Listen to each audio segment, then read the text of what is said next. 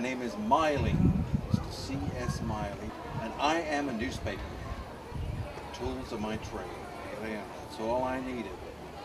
I worked in this town longer than any other newspaper man did before me or since. 62 straight years for the same newspaper. I reported, I was an editor, did everything. I came here in 1914. In those days, Fort Pierce was a very different town, a little like a frontier town. And it was a railroad town. Everything that came into and out of Fort Pierce came on the railroad. I came across, I was just out of college and looking for something to do in life, and I thought I could write. And I came across a copy of a newspaper. It was called the St. Lucie County Tribune. It was published right here in Fort Pierce. So I wrote to the publisher, who was a Mr. Wilson, and I said, Mr. Wilson, I was pretty full of myself in those days, I think I could do you a big favor by writing for you for only $25 a week. Maybe $25 a week isn't worth much now, I don't know, but in those days it was quite a lot of money. I had quite a lot of nerve asking for it too, and I didn't think I'd ever hear back from Mr. Wilson.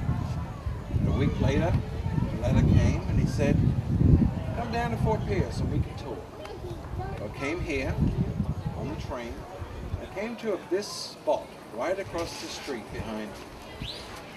This building wasn't there then. There was a wooden building, a two-story building. On the front it said the Tribune Printing Company. Upstairs was where Mr. Wilson and his family lived. Downstairs was the print shop. And there were 3 presses in there.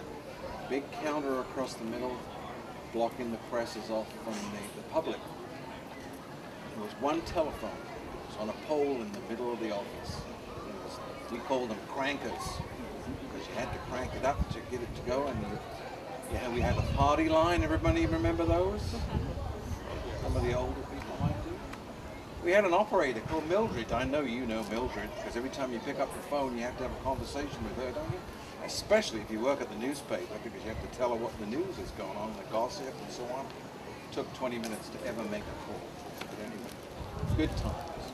I covered everything from trials at the courthouse, to political rallies, to commission meetings at the city, all sorts of things, anything that happened here, because Mr. Wilson said he was going to make me into a reporter. He didn't tell me he was going to make me into the reporter. I was the only one, and I covered everything. I've covered every inch of this town over those 62 years. Had a lot of fun. This was a good paper. This town had less than 2,000 people in it, but it had 2 newspapers, 2 weekly newspapers. The other one was right on the corner where Roslow's dress store is now. Downstairs, where Roslow's is, this was the Buckhorn Saloon, den of iniquity, evil drink, strong women, and stronger men, and stronger language still. And I had to haul more than a few newspaper men out of there in my time. Pressmen were the worst, because in those days they used hot type with the lead. Drinks. Anyway, the Fort Pierce News was there, the Tribune was here, we were in competition for about 10 years. Eventually they realized there wasn't enough business for 2 papers, so they merged into the News-Tribune. I could keep telling you stories all night long, but I know you've got to get on to the next stop, which is at the Sunrise Theatre. Got a Hollywood star, Tom Mix, who's going to be talking to you. And excuse me because I've got some stories to write. Thanks for listening.